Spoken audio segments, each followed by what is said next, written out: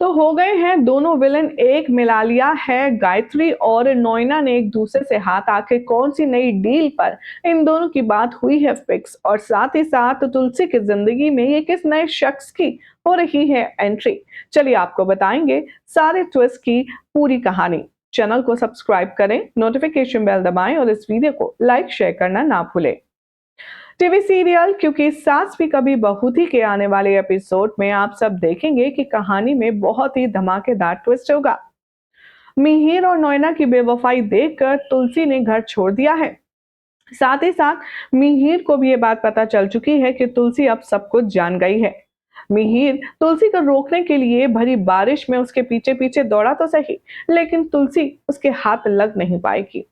तुलसी mentally इतनी disturb होगी कि वो एक गड्ढे में जाकर गिरकर बेहोश हो जाएगी और मिहिर उसे चीख चीख कर बुलाता रहेगा, लेकिन तुलसी एक शब्द नहीं सुन पाएगी।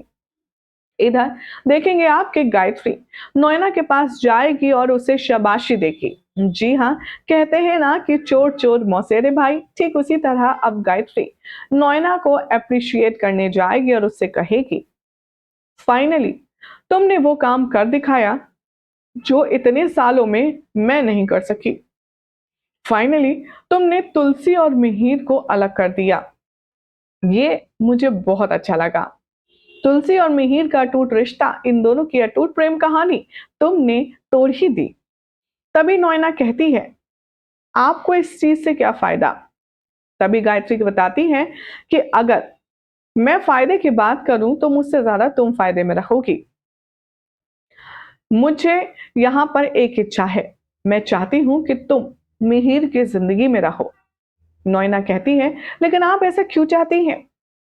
तभी गायत्री अपना राज खोलते हुए कहती है, क्योंकि मुझे चाहिए पैसा, पावर, वीरानीज की प्रॉपर्टी, वो मान सम्मान जो मुझे आज तक इस घर में कभी नहीं मिला, और तुम्हें चाहिए मिहिर जो तुम्हें आज तक नहीं मिला। तो क्यों ना हम दोनों एक दूसरे से हाथ मिला करके इसी घर में खुशहाल रहते हैं।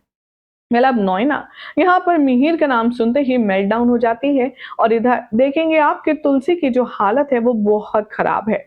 वो बेचारी टूट चुकी है, मेंटली भी और इमोशनली भी। यहाँ पर तुलसी को गड्ढे से निकालने के लिए एक शख्स आएगा। तुलसी जब उससे पूछेगी कि तुम कौन हो, तब उसे एहसास होगा कि ये कोई दैविक प्रकृति है, कोई दैविक शक्ति है। यानी कि शो में दिखाया जा रहा है कि ये जो नया शख्स है ये कृष्ण है, और कृष्ण यानी कि उसके कान्हा जी ने उसे दर्शन दिए हैं, उसे नया मार्ग दिखाने के लिए, उसे नया रास्ता चुनने की मदद करने के लिए।